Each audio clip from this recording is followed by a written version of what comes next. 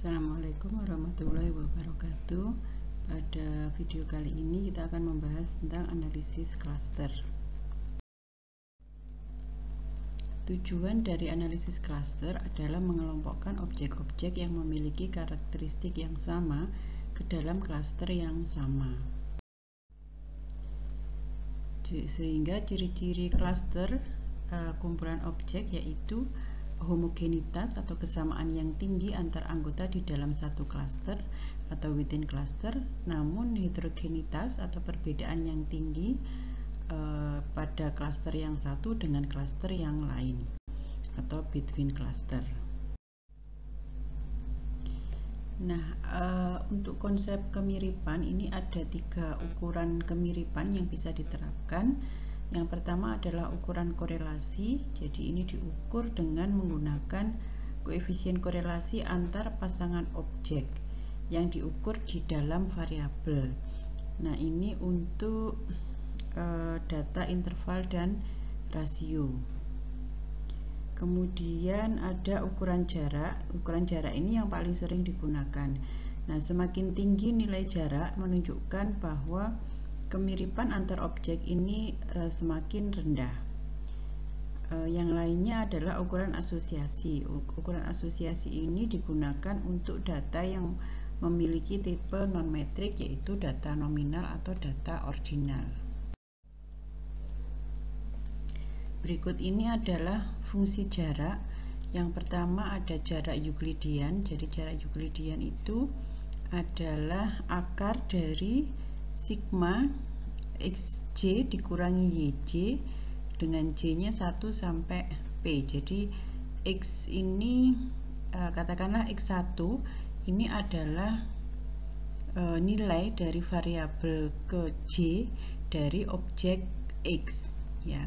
Sedangkan yj ini yj ini adalah nilai dari variabel ke j pada objek ke y. Jadi ini misalkan objek x itu memiliki p variabel ya yang menjelaskan objek x. Demikian juga y.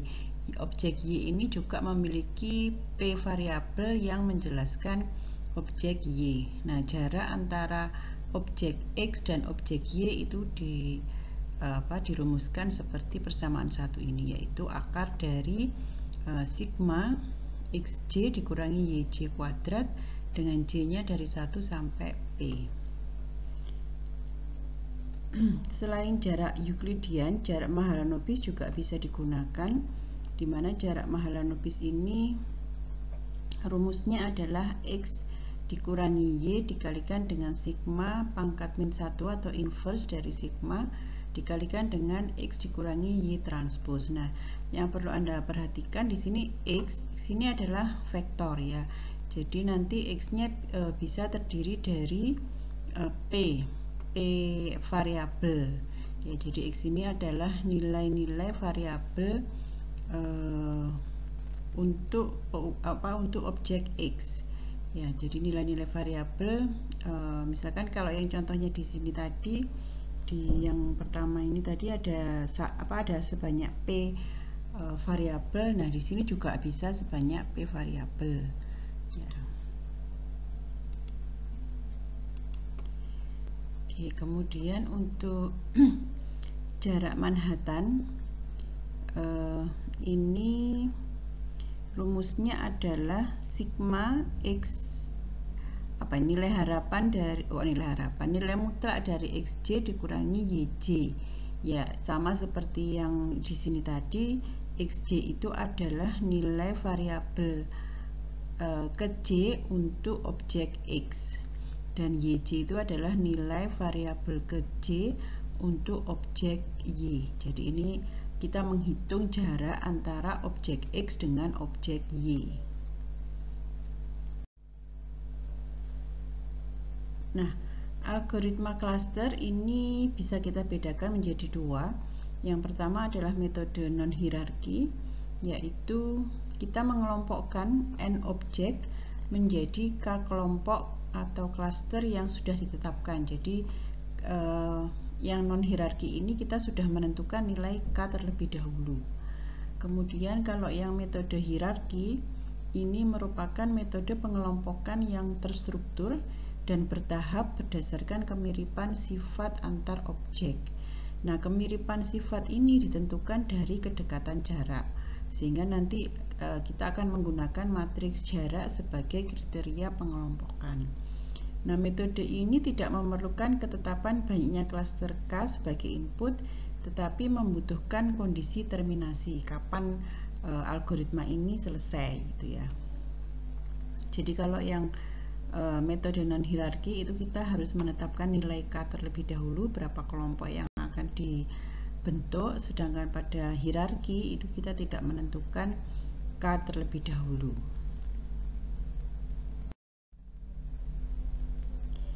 Ini adalah metode dalam algoritma klaster hierarki. Ada metode penggabungan atau aglomeratif. Pada algoritma aglomeratif ini, program yang digunakan untuk mengelompokkan disebut Agnes. Nah, Agnes ini merupakan singkatan dari aglomeratif nested. Jadi kalau Agnes ini masing-masing objek ini menjadi klaster ya. Jadi ada sebanyak, misalkan kita punya 5 objek, maka klasternya ini ada sebanyak 5. Kemudian berdasarkan kedekatan jarak ini akan kita kelompok-kelompokkan. Jadi nanti kita hitung jarak antara A dengan B, A dengan C, dan seterusnya. Semuanya kita hitung jaraknya, kemudian yang paling dekat itu yang jaraknya paling kecil itu kita kelompokkan. Ya, jadi misalkan di sini AB itu jaraknya dekat, sehingga kita kelompokkan menjadi satu kelompok. Selanjutnya misalkan D dan E itu adalah memiliki objek yang memiliki jarak terdekat berikutnya. Jadi D dan E ini memiliki jarak yang dekat, maka kita kelompokkan D dan E. Kemudian misalkan dari D dan E ini, dari kelompok D dan E ini bisa kita kelompokkan lagi atau kita jadikan satu dengan C, maka akan membentuk CDE, dan yang terakhir bisa kita bentuk menjadi satu kelompok besar ABCDE. Jadi kalau aglomeratif itu dari objek sebanyak kelompok sebanyak objeknya. Jadi kalau objeknya ada 5, maka kelompoknya juga ada 5. Nanti di tahap terakhir itu akan terbentuk satu kelompok yang beranggotakan semua objek. Sedangkan untuk metode pemisahan atau divisif, ini program yang digunakan disebut sebagai DIANA, yang merupakan singkatan dari divisif analisis. Nah, kalau divisif analisis ini algoritmanya kebalikan dari Agnes. Jadi kalau Agnes itu mulainya dari banyak kelompok kemudian menjadi satu, maka kalau yang divisif ini mulai dari satu kelompok yang terdiri dari banyak terdiri dari semua anggota, semua objek, kemudian akan dipisah untuk setiap stepnya, dipisah sampai nanti pada tahap akhir itu kelompoknya sebanyak objeknya. Jadi kalau ada 5 objek, maka kelompoknya akan terbentuk menjadi 5.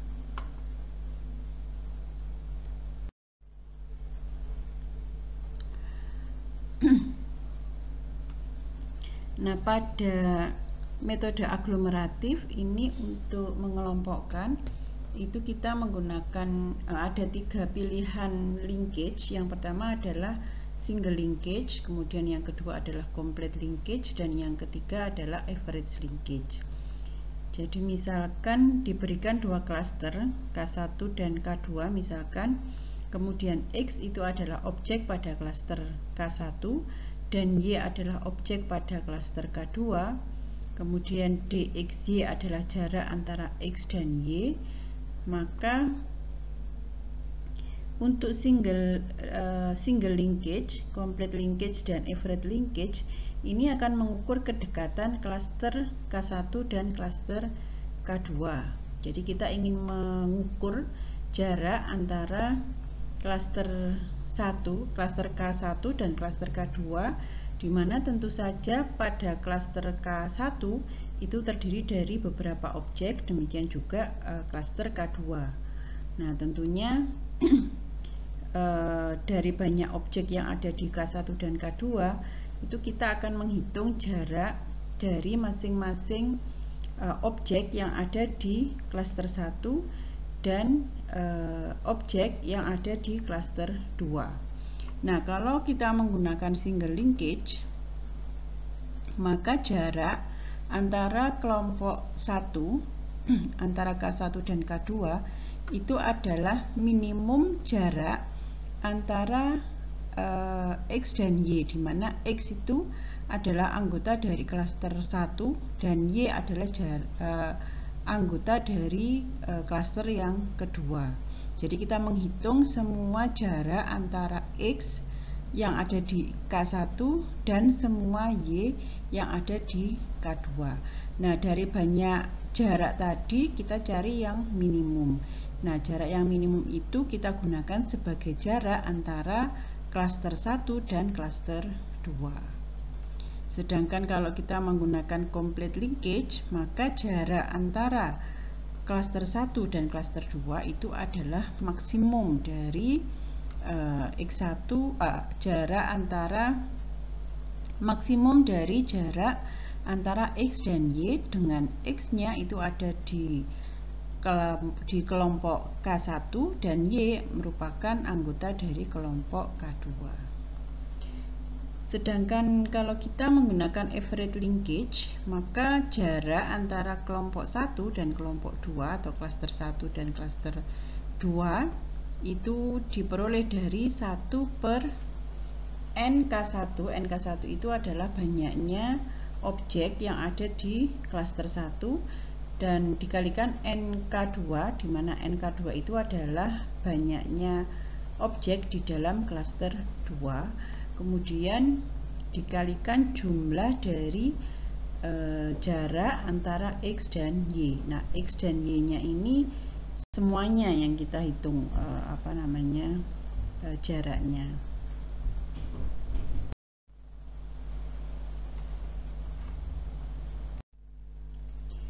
Misalkan ini contohnya diberikan set data, datanya fiktif ya, dengan 5 pengamatan, jadi ada 5 objek dan 2 variabel atau 2 peubah seperti yang ditunjukkan pada tabel di samping ini. Jadi objeknya ada 5, yaitu A, B, C, D, E, kemudian variabelnya ada 2. Nah, jadi untuk objek A ini nilai dari variabel X adalah 9 dan nilai dari variabel Y nya adalah 2. Kemudian objek B ini nilai dari variabel X adalah 10 dan nilai dari variabel Y adalah 1.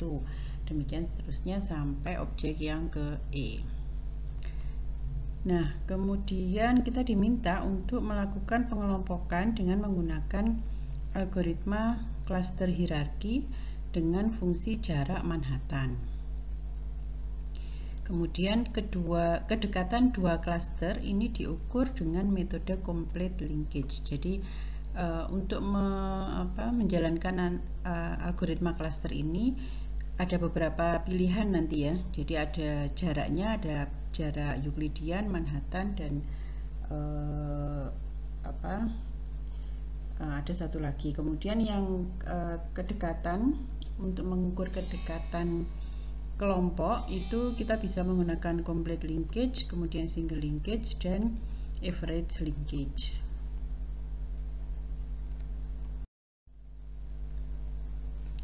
Oke, jarak Manhattan itu adalah sigma xj dikurangi yj, dimutlakkan ya, nilai mutlak dari xj dikurangi yj dengan j nya 1 sampai p. Nah, di sini p-nya itu adalah sebanyak 2 ya. Di sini p-nya ini menunjukkan banyaknya variabel. Di sini variabel yang dipakai itu ada 2, yaitu x dan y. maka kita menghitung dulu jarak antara masing-masing objek ya. Jadi misalkan jarak AB itu kita hitung jarak AC, jarak AD, dan seterusnya sampai jarak DE ya. Nah, jarak AB ini kita hitung dari penjumlahan dari X untuk A dikurangi X untuk B. Jadi ini kita mau menghitung jarak antara objek A dengan objek B ya. Maka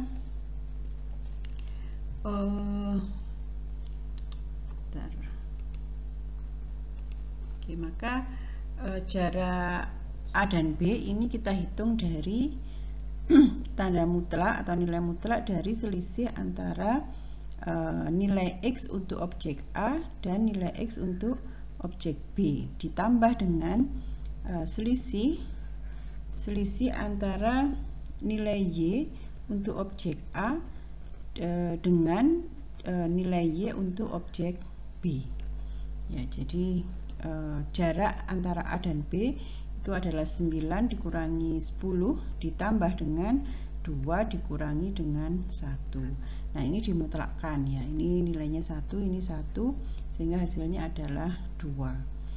Nah, hal yang sama kita lakukan untuk mengukur jarak antara AC ya. Kalau AC berarti 9 dikurangi 2 ditambah dengan 2 dikurangi 7 mutlak ya. Ini jaraknya 7 ditambah dengan 5 jadi 12. Demikian seterusnya. Nah, ini kita hitung semua jarak. Nah, ini kalau kita tuliskan, kalau sudah kita hitung semua jarak antar semua objek, itu kita tuliskan dalam bentuk matriks seperti ini ya. Jadi jarak antara A dan B, jarak antara A dengan B itu adalah 2 ya. 2 ini maka kita tuliskan di sini. Kemudian A dengan C itu 12. Jadi A dengan C. Kemudian A dengan D itu sebesar 8 jaraknya.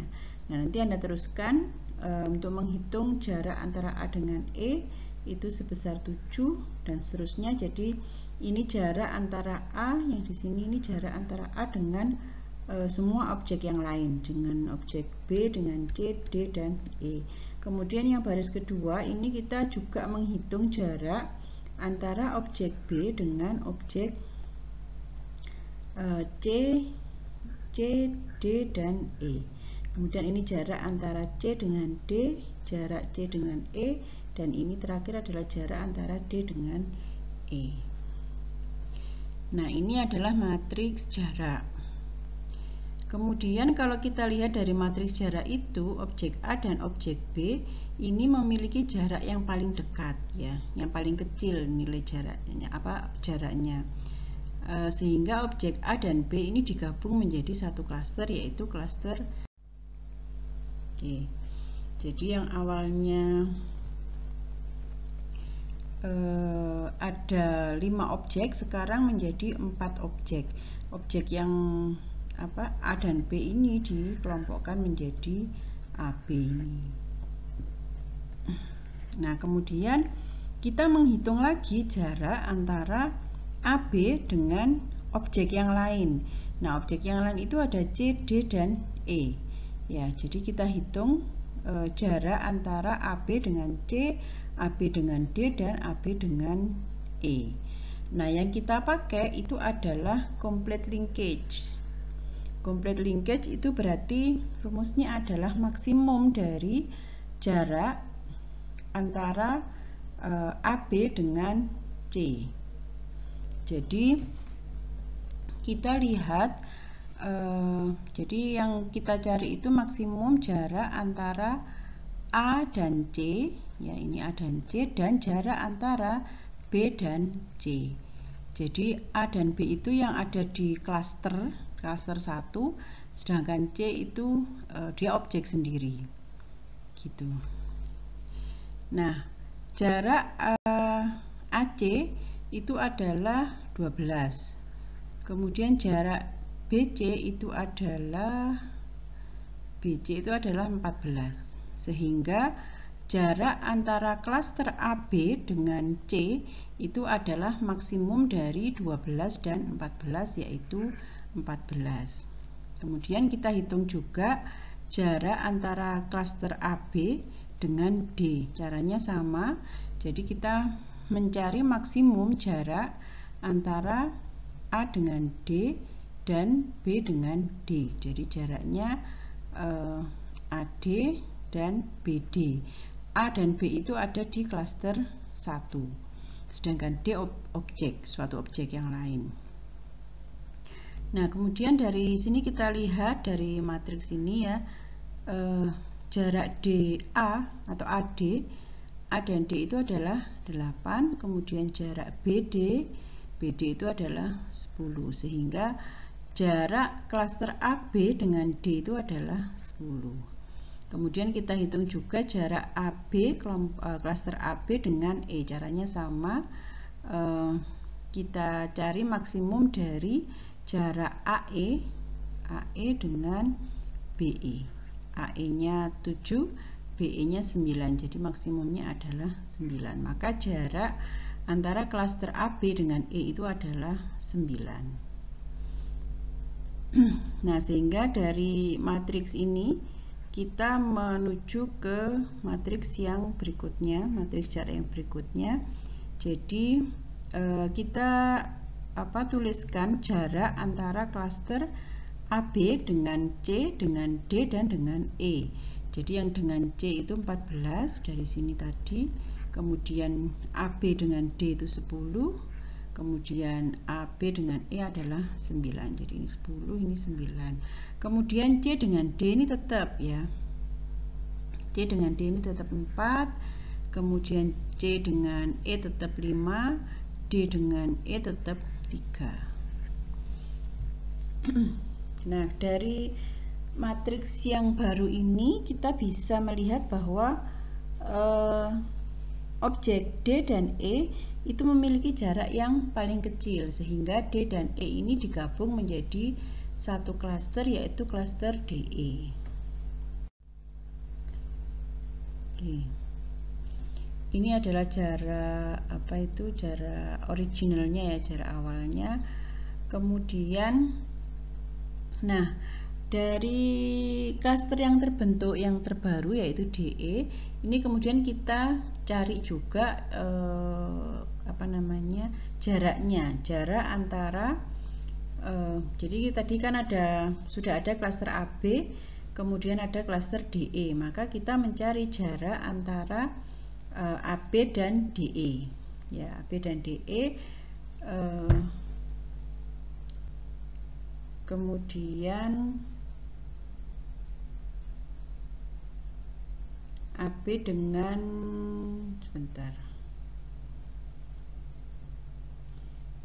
ini B-nya ada di sini ya, ini bukan BC, ini C saja. Ini C saja, ini sebenarnya AB-nya di sini. Salah penulisan ya. Jadi ini AB, kemudian ini C dan DE. Jadi kita mencari jarak antara AB dengan C, kemudian dengan DE. AB dengan C tadi sudah ada ya, 14. AB dengan C itu 14. Nah, sekarang tinggal mencari jarak antara AB dengan DE. AB dengan DE atau DE dengan AB sama saja. Nah, untuk mencari jarak antara klaster DE dengan AB itu kita mencari maksimum dari jarak D dengan A, D dengan B, kemudian E dengan A, dan E dengan B. Jadi yang di depan ini yang ada di kelompok 1 ya. Kemudian yang di belakang ini adalah yang dari kelompok yang kedua. Jadi D dengan E, D dengan B, kemudian E dengan A, dan E dengan B. Nah, ini jaraknya bisa kita lihat di sini, jaraknya DA itu adalah DA itu adalah 8, kemudian DB itu adalah 10, kemudian EA 7, dan EB itu adalah 9. Maksimumnya adalah 10, sehingga jarak antara DE dan AB itu adalah 10. Kemudian kita cari juga jarak antara DE dengan C. DE dengan C nya itu adalah maksimum dari jarak DC dengan jarak EC ya. Jadi D dan E nya ini ada di klaster yang pertama. Kemudian kita cari jaraknya dengan C, dengan objek C. DC itu adalah ini DC 4, kemudian EC adalah 5. Maka maksimumnya adalah 5, sehingga jarak antara klaster DE dengan C itu adalah 5. Sehingga kita tuliskan di sini di yang baru ini ya. Jarak antara AB dengan BC adalah jarak antara AB dengan C ini ya, bukan BC. Jarak antara AB dengan C itu adalah 14, kemudian jarak antara AB dengan DE itu adalah 10 dari sini tadi, kemudian jarak antara DE dengan C adalah 5. Nah, kemudian berdasarkan matriks ini, jarak yang paling kecil itu adalah jarak antara DE dengan C, sehingga DE dan C itu dijadikan satu klaster. Oke, kemudian dari klaster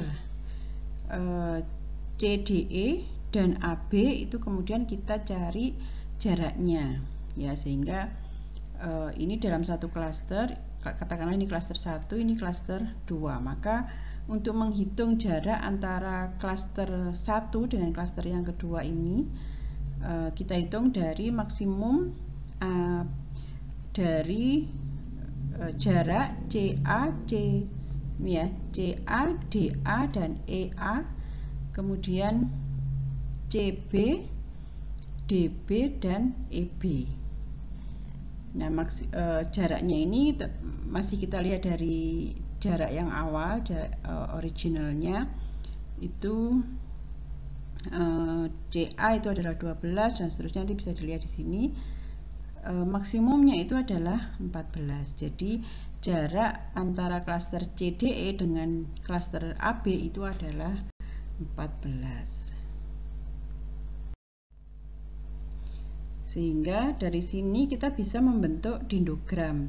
Jadi proses hierarki pengelompokan itu bisa dilihat di dendrogram seperti ini. Jadi tadi kan objek yang bergabung pertama kali itu kan objek AB dengan jarak 2. Maka kita bentuk, jadi ini kita tulis dulu objeknya ABCDE ya. Kemudian AB itu bergabung pada jarak 2, sehingga di sini, nah ini yang di sini ini adalah jaraknya. Sehingga AB ini kita gabungkan di jarak 2 ini. Kemudian DE itu bergabung di jarak 3. Di jarak 3 ini.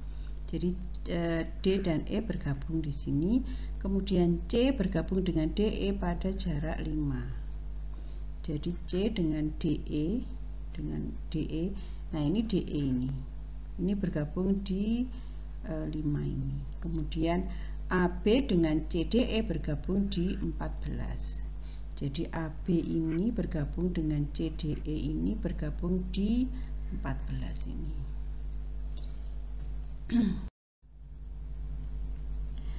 Nah, kemudian untuk menentukan banyaknya klaster ini ditentukan berdasarkan bisa ditentukan oleh analis. Jadi berdasarkan kemampuan atau berbagai alasan operasional yang lain, ini ditentukan oleh analis apakah akan dibentuk 2 kelompok atau 3 kelompok dan seterusnya. Kemudian bisa juga dari jarak penggabungan terbesar. Jarak penggabungan yang besar ini mengindikasikan bahwa dilakukan penggabungan 2 kelompok yang berbeda. Kemudian bisa juga dari jumlah kuadrat dalam kelompok atau within cluster sum of square atau WSS yang terkecil ya. Jadi dalam kelompok yang terkecil, jadi misalkan dikelompokkan tadi AB dengan AB sebagai satu klaster dan CDE sebagai klaster yang lain. Jadi ada 2 kelompok misalkan. maka kita hitung sum square, jumlah kuadrat di masing-masing kelompok, kemudian dijumlahkan. Nah, mana yang paling kecil? Apakah 2 kelompok, apakah 3 kelompok, apakah 4 kelompok, dan seterusnya. Nah, filosofi dasar analisis klaster ini adalah bahwa anggota dari masing-masing klaster ini memiliki keragaman peubah yang rendah dan keragaman antar klaster yang tinggi, sehingga banyak klaster dengan WSS yang terkecil ini yang dipilih. Selain itu, kita juga bisa menggunakan elbow rule. Elbow rule itu juga kaitannya dengan within sum of square ya. Jadi di sini misalkan klaster 1 atau banyaknya klaster itu adalah 1, itu WSS-nya sekian misalkan. Kemudian banyaknya klaster 2, WSS-nya sekian. Kemudian 3 sekian dan seterusnya sampai 4 sekian, 5 dan seterusnya. Nah, kita akan memilih 4 klaster dalam kasus ini ya, bukan contoh yang tadi, ini contoh penggunaan elbow rule. Jadi kita memilih yang ininya mendatar ya, sudah mulai mendatar. Jadi kalau ini kan masih ada masih tinggi ininya. Nah, kalau yang dari 4 ke 5 ini sudah mulai mendatar, sehingga kita memilih ketika perbedaannya itu sudah kecil. Nah, bisa juga menggunakan koefisien Silhouette. Koefisien ini dihitung dari jarak antar individu. Jadi koefisien ini mengukur kedekatan suatu amatan dengan amatan lain yang berada di kelompok yang sama dibanding jarak terhadap amatan lain di kelompok yang berbeda. Koefisien yang nilainya semakin besar menunjukkan bahwa kelompok yang terbentuk itu sudah tepat. Jadi SI itu adalah BI dikurangi AI, ini ya. BI dikurangi AI dibagi dengan maksimum AI dan BI, di mana AI itu adalah 1 dibagi dengan nilai mutlak C dikurangi 1 kali jumlah dari DIJ, I-nya I plus J, kemudian I dan J itu elemen dari C atau klaster, kemudian BI itu adalah minimum dari K, di mana CK tidak sama dengan C, sigma dari DIM, di mana M-nya itu adalah elemen dari klaster ke K. Nah, ini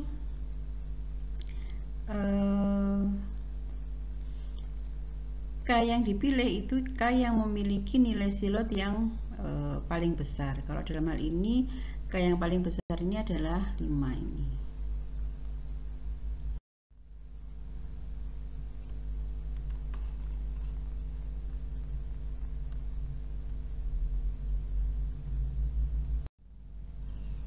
Yang berikutnya adalah algoritma Cummins. Untuk algoritma Cummins ini, yang pertama kita menentukan banyaknya klaster atau K yang akan dibentuk, kemudian menentukan ambang batas T, yaitu perubahan fungsi objektif ya, sampai seberapa kecil perubahan fungsi objektif yang digunakan untuk menghentikan algoritma ini.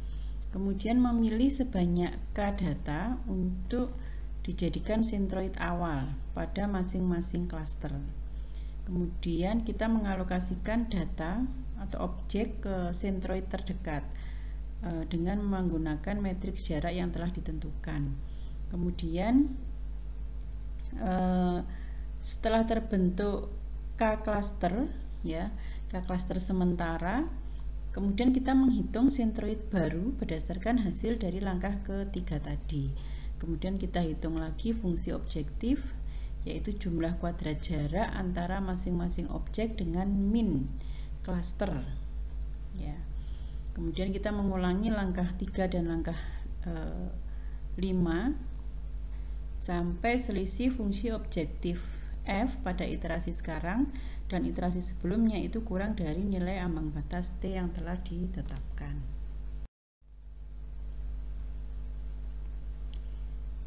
Ini adalah contoh algoritma K-means. Tentukan klaster dari data berikut menggunakan algoritma K-means. Misalkan di sini banyaknya klaster adalah 2. Kemudian fungsi jaraknya adalah jarak Euclidean dengan sentroid awalnya adalah A dan B. Jadi ini kita punya berapa ini? 1 2 3 4 5 7 objek ya, A, B, C, D, E, F, G, di mana masing-masing objek memiliki nilai X1 dan X2. Maka kita